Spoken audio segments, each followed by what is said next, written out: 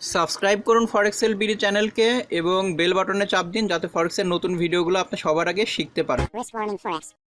ফরেক্স এলবিডিতে আপনাকে স্বাগতম। নিয়ে আসলাম ফরেক্সের আরো একটা নতুন ভিডিও। তো দেখতে দেখতে 5,000 সাবস্ক্রাইবার হয়ে গেছে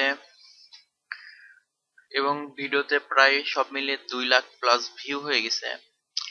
তো এখানে বিভিন্ন ভিডিওর নিচে অনেকে কমেন্ট করে জানায় যে ভাই আপনার নাম্বার দেন। তো ওইখানে আসলে নাম্বার দেওয়া আছে। নাম্বার নিয়ে অনেকে ফোনও করে। তো ফোন করে অনেকেই একটা কমন প্রশ্ন করে, সেটা হলো ভাই আপনি আমার জন্য কি একটা সাজেশন দেন, যে এইভাবে করলে আমি ট্রেডিং এ অনেক ভালো করতে পারি। নতুন পুরাতন সবাই মোটামুটি এরকম একটা প্রশ্ন করে। তো এখানে আমি আসলে 6-7টা পয়েন্ট বলে দেই, যে পয়েন্ট গুলো আসলে মানলে আপনার ট্রেডিং লাইফে অনেক ইমপ্রুভ হইতে পারে। তো এরকম 7টা পয়েন্ট নিয়ে আসলে আজকের ভিডিও তে ফোনে যেই পরামর্শগুলো দেই, তো ভাবলাম যে একে একে যারা ফোন করে এরকম পরামর্শ না দিয়ে একটা ভিডিওই বানাই দেই।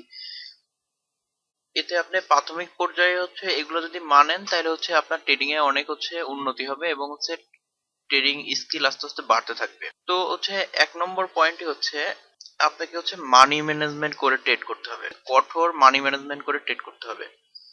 কারণ আপনি আমি যারাই ফরেক্স মার্কেটে ট্রেড করি তারা সবাই আসছে ফরেক্স এ টাকা ইনকাম করতে, টাকা লস করতে না। এই কারণে এখন যদি আপনার টাকা, এরকম ব্যাপার যে ফরেক্স মার্কেটে ট্রেড করলে আপনার এসএল হিট করবেই। যে বলবে যে তার 100% ট্রেড প্রফিট হয়, 99% ট্রেড প্রফিটে যায়, তারা আসলে চাপা মারতেছে এরকম কিছু আমি এই পর্যন্ত দেখি নাই যে 10টা ট্রেডে 10টা প্রফিট করছে, কিংবা 10টা ট্রেডে 9টা প্রফিট করা অনেক টাফ। কিরকম প্রফেশনাল ট্রেড বলে, ট্রেডাররা বলে 10টার মধ্যে উইন, আপনি 9টা ট্রেডে লাভ করবেন, এটা প্রায় অসম্ভব ব্যাপার। আপনি যদি 10টার মধ্যে 6টা ট্রেডে প্রফিট করতে পারেন তাহলে আপনি একজন ভালো ট্রেডার। কাজেই আপনার ফরেক্স মার্কেটে লস হবেই, এটা মেনে নিতে হবে। এই কারণে এই লসকে কমানোর জন্য, মিনিমাইজ করার জন্য আপনাকে মানি ম্যানেজমেন্ট করে ট্রেড করতে হবে। এটা মাস্ট, এটার কোনো ইয়ে নাই, ছাড় হবে না যাকে বলা চলে। 2 নম্বর সাজেশন আপনি যদি একটু বড় টাইম ফ্রেমের ট্রেন্ড ধরে তারপর ছোট টাইম ফ্রেমে ট্রেড করেন তাহলে আপনার এসএল এর পরিমাণ অনেক কমে যায়। এসএল এর পরিমাণ কমে গেলে আপনার আপনার প্রফিট অটোমেটিকলি বাড়তে থাকে।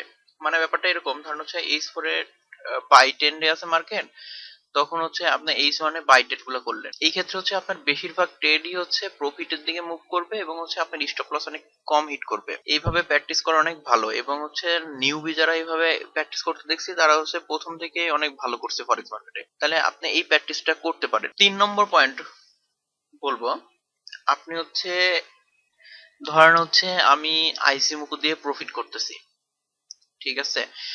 এখন আইসি মুকু ট্রেডিং সিস্টেম আপনার সঙ্গে যাচ্ছে না, তাহলে এই আইসি মুকু ট্রেডিং সিস্টেম দিয়ে আপনার ট্রেড করার দরকার নাই। আপনার পার্সোনালিটি, আপনার টাইম, মানে আপনি যেরকম সময় দিতে পারবেন, এরকম এর উপর নির্ভর করে যদি আপনি একটা ট্রেডিং সিস্টেমে ট্রেড করেন তাহলে এটা আপনার জন্য ভালো হবে। তো এটা আপনাকে বুঝতে হবে যে আপনার সঙ্গে কোন ট্রেডিং সিস্টেম যাচ্ছে। অনেকে মুভিং অ্যাভারেজ শুট করে, অনেকে ট্রেন্ড লাইন ইয়ে করে, মানে অনেকে অনেক ভাবে ট্রেড করে যেটা তার সঙ্গে মানানসই। তো আপনার সাথে চাই এরকম একটা ট্রেডিং সিস্টেম ট্রেড করলে আপনার জন্য সবচাইতে ভালো হবে। আর 4 নম্বর পয়েন্ট আপনি আপনার সঙ্গে চাই এরকম একটা ট্রেডিং সিস্টেম আপনি সিলেক্ট করলেন, সেই ট্রেডিং সিস্টেমে এখন আপনি কি করবেন, সিলেক্ট করার আগে প্রথম শর্ত থাকবে সেই ট্রেডিং সিস্টেমের রিস্ক রেওয়ার্ড যেন 1:3 হয় মিনিমাম। মানে আপনার স্টপ লস যদি হয় 10 পিপস, আপনার টিপি হবে 30 পিপস। এরকম ট্রেডিং সিস্টেম যদি আপনি ট্রেড করেন তাহলে আপনি লং টাইমে অনেক ভালো করবেন। আর এর নিচের 1:2 চলে, কিন্তু এর নিচে না নামাই ভালো হবে। কারণ আমি তো বললামই ফার্স্টে যে প্রফেশনাল ট্রেডাররা বলছে 10টার মধ্যে 6টা ট্রেড প্রফিট করলে আপনি একজন ভালো ট্রেডার। তাহলে বুঝতেছেন এখানে রিস্ক রেওয়ার্ড আসলে অনেক গুরুত্বপূর্ণ। আর নতুনরা সবচাইতে বেশি ভুল করে একটা পয়েন্ট স্টপ লস ব্যবহার না করা, আর লসের ট্রেড গুলো ধরে না রাখা। ধরে রাখা, যে ট্রেড লসে আছে, ঠিক আছে ট্রেড বাড়বে, মানে মার্কেট বাই বাই বাই দিয়ে রাখছে, মার্কেট সেলের দিকে গেছে, আশা করে রাখছে মার্কেট উপরের দিকে উঠবে উঠবে হয়তো দুই একটা ট্রেড হচ্ছে আবার ব্যাক করে, কিন্তু যখন হচ্ছে একটা মার্কেট একটা লেভেল পর্যন্ত পৌঁছায় ওইখানে আর ব্যাকই না আসলো 2 বছর, তখন এই ক্ষেত্রে কি হবে, এই ক্ষেত্রে আপনার হচ্ছে নতুন ট্রেড করার যে মন মানসিকতা এটা হচ্ছে নষ্ট হয়ে যায়।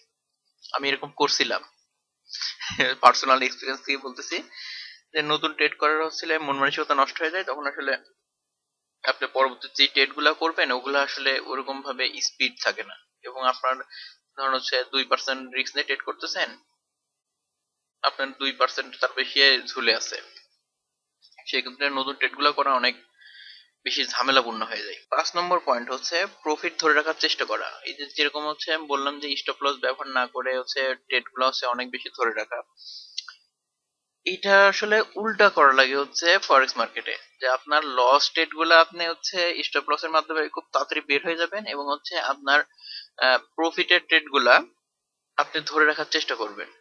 যে আমার ক্ষেত্রে আমার পার্সোনাল লাইফ এক্সপিরিয়েন্স বলতেছি, যে আছে আমার এরকম হয়েছে, একটা না হচ্ছে 3টা 4টা ট্রেড এরকম এসএল হিট করে গেছে, কিন্তু হচ্ছে তারপরে যে ট্রেডটা আসছে সেটাই 3 4টা ট্রেডের লস রিকভার করে আরো বেশি প্রফিট দিয়ে গেছে।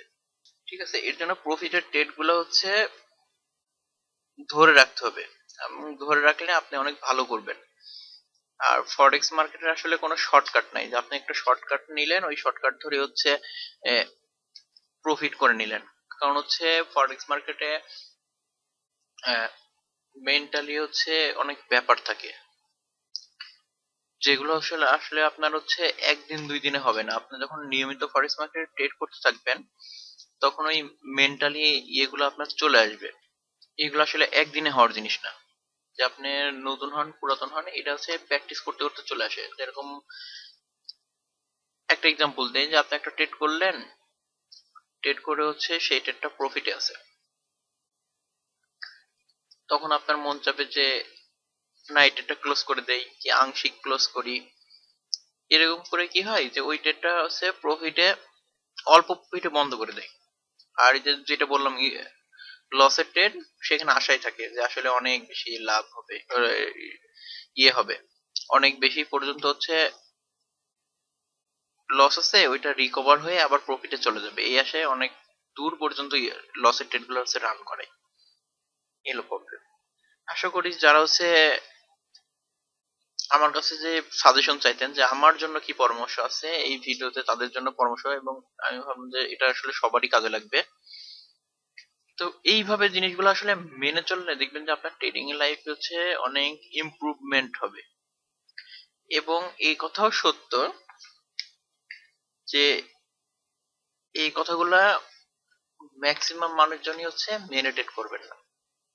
এই কারণে ফরেক্স মার্কেট এত লুজার ট্রেডার, যে যারা হচ্ছে বিগিনার ফরেক্স মার্কেটে জয়েন করে তারা হচ্ছে এই 95%, যেটা কমন শব্দ তো শুনছেনি, যে হচ্ছে এরা লুজার হয়ে যায়।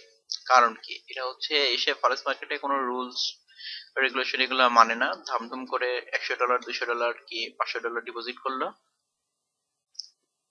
ইচ্ছা মতো ট্রেড করলো, ট্রেড করে ব্যালেন্স জিরো করে বললো যে ওখানে ফরেক্স মার্কেট আসলে ভালো না, এখান থেকে প্রফিট করা যায় না। এই কারণে হচ্ছে দেখবেন যে ফরেক্স মার্কেট নিয়ে বিভিন্ন জন বিভিন্ন রকম কমেন্ট এগুলো করতেই থাকে।